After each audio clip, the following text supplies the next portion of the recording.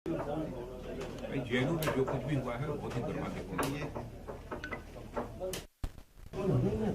और मैंने पहले भी कहा था कि कोई भी राष्ट्रवादी नारे लगाता है अथवा भारत की एकता, अखंडता और संप्रभुता पर सवालिया निशान लगाने की कोशिश करता है, उसे हमारी सरकार किसी भी सूरत में माफ नहीं करेगी।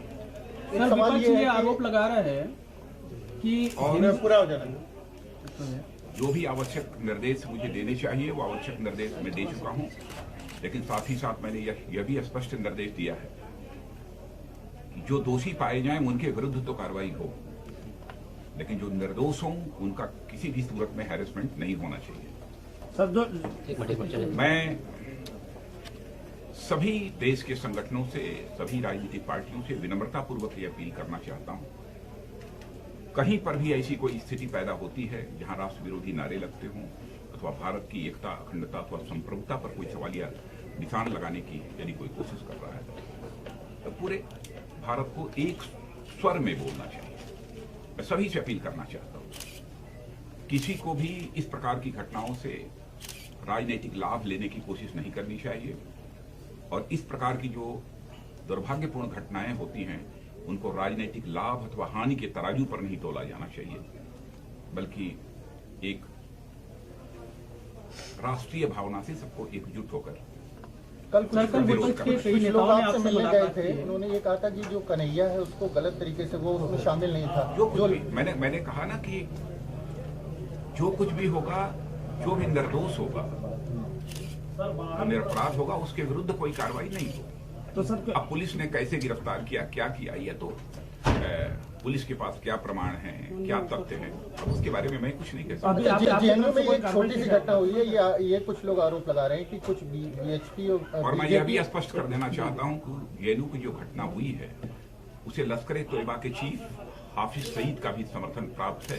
देश को इस हकीकत को भी समझना चाहिए, क्योंकि उसने समर्थन किया है लश्कर-ए-तोयबा के चीफ हाफिज सईद ने। यह भी बहुत ही दुर्भाग्यपूर्ण है। वामपंथी लोगों मैं किसी को कुछ नहीं कहना चाहता। मेरे मंत्री जी, सियाचिन में फोर्स क्यों बढ़ाई जा रही है? सियाचिन में फोर्स बढ़ाई जा रही है दोनों तरफ से।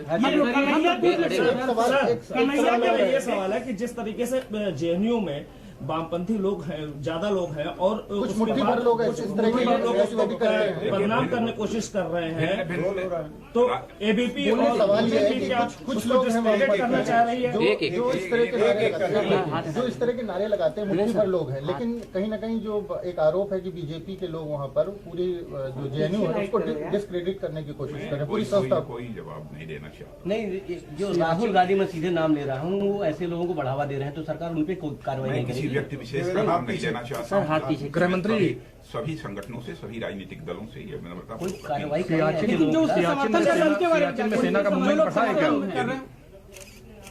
राष्ट्र भक्ति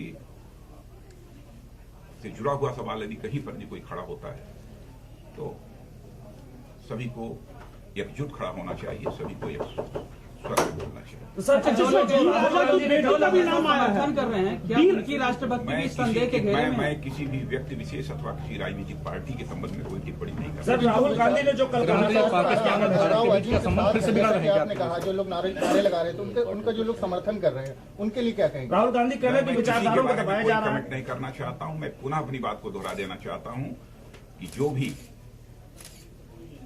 इस राष्ट्र की एकता, अखंडता, संप्रभुता पर सवालिया निशान लगाने की कोशिश करेगा अथवा इस भारत राष्ट्र के मान सम्मान, स्वाभिमान पर चोट पहुंचाने की कोशिश करेगा, उसे किसी भी सूरत में माफ नहीं। पाकिस्तान के साथ जो लोग आगे जारी रहेगी, पाकिस्तान के साथ जो वार्ता चलती है वो आगे जारी रहेगी या अभी कुछ विचार देखते जाइए आगे की बहुत सारी ऐसी चीजें होती है कि हम नहीं उस पर कमेंट। सियाचिन में फोर्स की मूवमेंट बढ़ रही है क्या? डी राजा की बेटी का भी नाम आया है इसमें। नहीं, मैं इतना ही कहना चाहूंगा कि जो भारत की सीमाएं हैं उन भारत की सीमाओं की सुरक्षा व्यवस्था चाक चौबंद करने के लिए हम लोगों ने कई ऐसे प्रभावी कदम उठाए हैं। जो लोग जेएनयू वाली घटना पर दिल्ली सरकार ने अलग से जांच कराने के आदेश दिए हैं, मुझे कोई टिप्पणी, मुझे जो कहना था कह दिया। लेकिन जो लोग इस तरह की घटना का समर्थन कर रहे हैं उनके बारे में तो कुछ कहेंगे? मैं कुछ नहीं कहूँगा।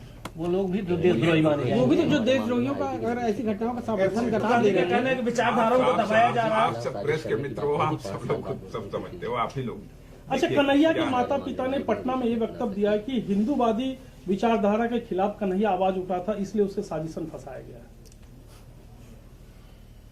नहीं, इस देश में आज से नहीं, बहुत पहले से कई विचारधाराएं हैं, लेकिन विचारधारा को लेकर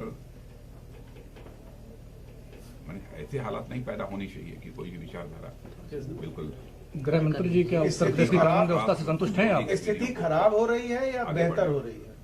ये जो विचारधारा चल रही है उससे स्थिति और खराब होती जा रही है या बेहतर होती जा मैंने रही मैं किसी विचारधारा के बारे में टिप्पणी नहीं करना। सर जो जिस विचारधारा को मानता हो वो विचारधारा को माने, मुझे उसमें कोई आपत्ति नहीं है, लेकिन भारत के मान सम्मान स्वाभिमान पर चोट नहीं पहुंचनी चाहिए।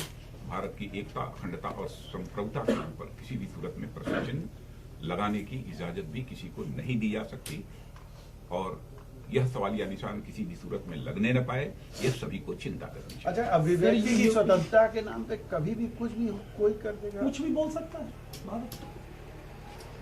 अरे कुछ आप लोग ठीक तय करो।